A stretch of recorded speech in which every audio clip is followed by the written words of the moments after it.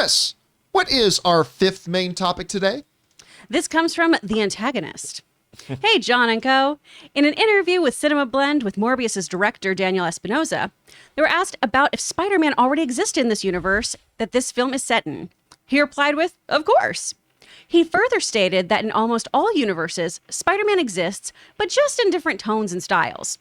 While this does not confirm Spider-Man's appearance in Morbius, it does further allude to the idea there is another Spider-Man besides Tom Holland, which exists in this Venom Morbius universe.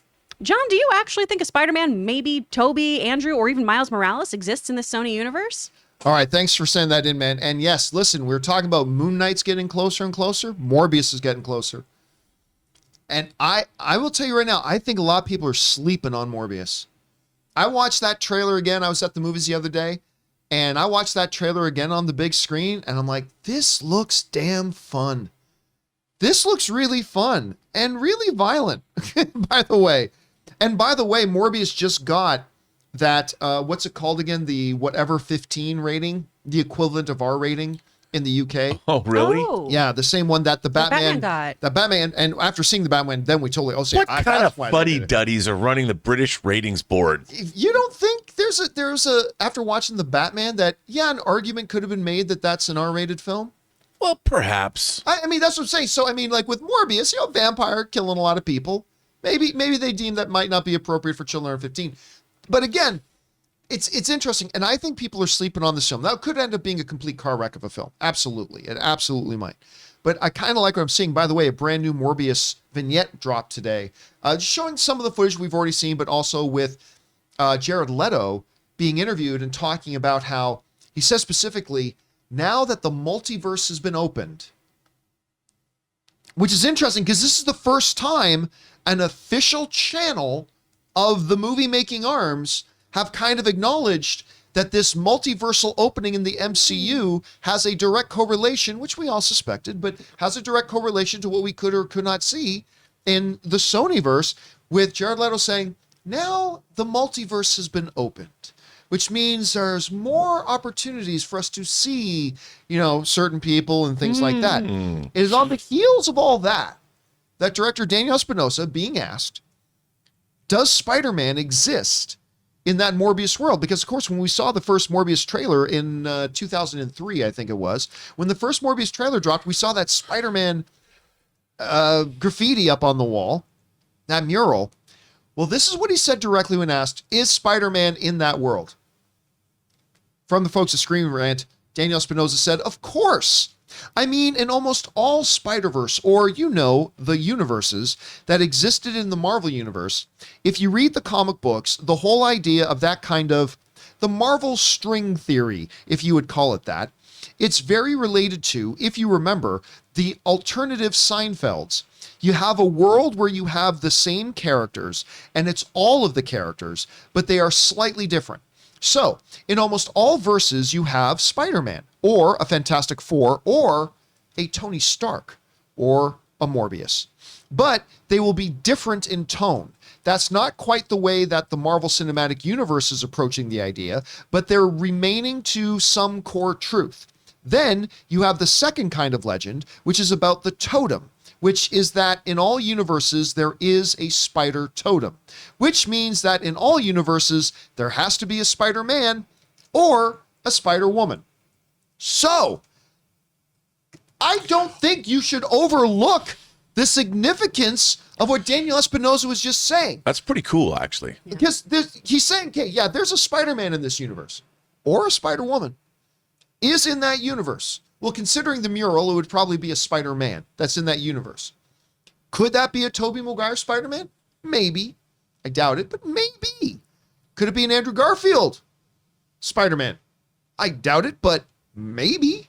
Could it be a Miles Morales? That didn't look like Miles Morales, so probably not. That was in the mural. But maybe. But again, this is the filmmaker acknowledging that in this universe, we can have a Tony Stark. There is an extension now of the cooperation between Disney and Sony, the likes of which before we have only speculated about. Now, that could still mean that Tom Holland's Spider-Man is now going to take place in the Sony movies, perhaps, but it means that this is a shared multiverse. Do you remember years ago, Kevin Feige and Amy Pascal? Kevin Feige and Amy Pascal were being interviewed. Those were always adventurous to see because you never knew when one was going to say something they weren't supposed to say, particularly Amy. Yeah. But Amy Pascal had said something that Kevin Feige kind of threw up walls to, but then in another interview, Pascal said, they don't live in the same reality, but they could exist in the same universe or something along that lines, right? It was cryptic. It was a little confusing. And Kevin Feige said, yes, I can get behind that. That is true. And now here we are 3, 4, 5 years later after that statement, and we're starting to see the manifestation of that. So, number one, the director's completely confirmed there is a Spider-Man in this world. This world that we're watching with Morbius, Spider-Man's there. Doesn't necessarily mean he's in the movie, but he could be. We already know that he mentions Venom. Because we've seen in the trailer when he says, who are you, man? I am Venom. Right? Just kidding, Dr. Morbius, at your service. I mean, a great line. I love that line. But this opens up a whole Pandora's box about what could and could not be in this film. So, Rob, let me throw this over to you first. We read that statement from Espinosa. Huge. Honestly, it's a hand grenade in the middle of a crowded room. That there's so much packed into that one thing, whether you're talking spider totem or all that kind of stuff. But basically acknowledging there is a Spider-Man in this universe. There is a Tony Stark in this universe.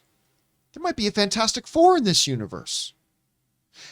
What do you think about that in general? And with that revelation, unlikely as it may be, what do you think the chances are that we see a Spider-Man pop up in this? Because you thought he might pop up in Spider-Man 2, right? Or in Venom 2, I should say. You thought Venom or Venom.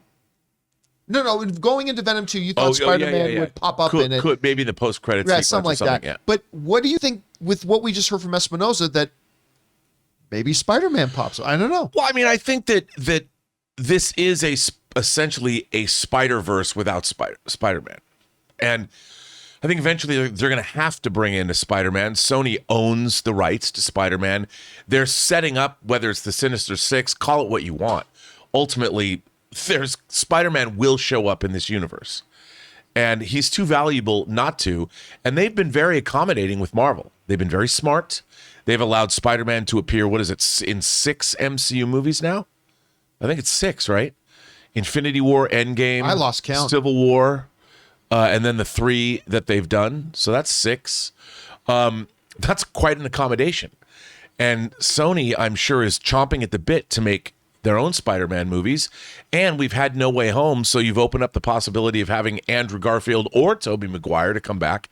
Who knows? And I think these comments are very cogent, very thoughtful reasoning as to why Spider-Man exists in this universe somewhere. I mean, so far, isn't Morbius the first one of these movies that takes place in New York? It takes place in New York, right? I'm not sure, to be honest with you. Because the Venom movies take place in San Francisco. Mm-hmm. So now we're actually in Spider-Man's hometown. And by the way, I just want to point out, too, to everybody that reminding that despite the fact that we were in still the pandemic recovery era and all that kind of stuff, Venom 2 came out and made over $500 million at the box office. Which, again, I mean, you might look at that and think, well, I mean, the first one made over 8, but this was obviously a different set of time and whatever. But it made over $500 million at the box office. This is a property Sony is very bullish on. Of course, now they're bringing in Kraven the Hunter. We've got, right now, Morbius is at hand. We got a Spider-Woman, all that kind of stuff. Yeah, there was some other movie. Madam Web. Madam Web. They're making a Madam Web movie. Did you know, Rob? You're kidding. This is a long-running joke, but Madam Web is never coming. Gets old. I mean, the incorporation of Spider-Man is probably going to happen at some point. One night here, Chris. You read these comments from Espinosa. Mm-hmm. What do you think of them in general? And does it hint or suggest that maybe Spider-Man could actually appear in this thing, or is that too much to hope for at this point? It absolutely does. I mean, the inclusion of Madam Web in the first place was, oh yeah, there's a Spider-Man in this universe because she connects the Spider-Man We all watched that episode of the animated series growing up. We all listened to Stan Lee's wonderful wife give her life and voice her. We know that she is the common thread on the web that we weave with Spider-Man. So I always thought there'd be a Spider-Man here. And if we are doing this darker, more intense version of some of the Marvel properties, right? Venom, we're doing Morbius. It makes sense to have it be Andrew Garfield's Spider-Man, who took a dark path, who stopped pulling his punches. So I think it's only a matter of time till we get that movie. That's what I say. Mm-hmm. I want that Spider-Man movie, the one that stopped pulling his punches. It's I want coming. it so much. I mean, basically, that would be the Logan movie of Spider-Man. Yeah. But I don't think they'd ever go that dark with Spider-Man because Probably it's so not. counter to the character of Spider-Man. But when that you're people dealing love. with Carnage and Morbius, I mean, those are characters that you don't necessarily have to pull your punches because you're not going to kill them. Well, yes. So maybe this is, he's, I don't know, kindler, gentler path. The tick, tick, boom I Spider-Man. think as it when were. Andrew Garfield said that, I think he was, when he's talking about pulling his punches, I think he was mentioning that in reference to like street level thugs. Like the guys robbing the bank. I Because don't he think still he was, hasn't fought an alien or anything like that, you know? Yeah, I don't think he's talking That's about right. like fighting a Doc Ock or fighting a lizard or something. Like I think those guys he doesn't pull his punches, but I think he was talking about like even with regular guys, he was just so angry. Yeah. It's like bang, which a punch from him could kill somebody. So I don't know. That's interesting. Question is for you guys. What do you think about this? About the whole notion that Spider-Man, it's confirmed now, Spider-Man is in this universe. Will he be in the movie? Tony Stark may be in this universe. Could a version of that show up in the movie? I don't know. What do you guys make of this? Jump on down into the comment section below and let us know your thoughts.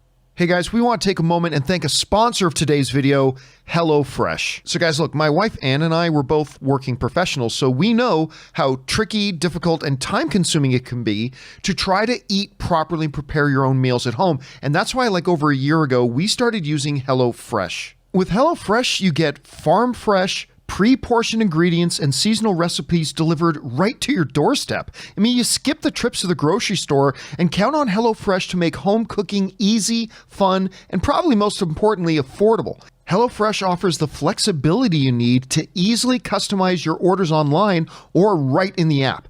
Easily change your delivery day, food preferences, and plan size, or skip a week whenever you need to. HelloFresh is 72% cheaper than a restaurant meal of the exact same quality, and you can save on average over $65 a month when you order HelloFresh instead of going grocery shopping. So guys, I'm telling you, whether you are single or have a family, you are going to love HelloFresh. So go to HelloFresh.com/Campea16 and use the promo code Campea16 for up to 16 free meals and 3 free gifts. That's again, HelloFresh.com/Campea16 and use that promo code Campea16 for up to 16 free meals and 3 free gifts. HelloFresh, America's #1 meal kit.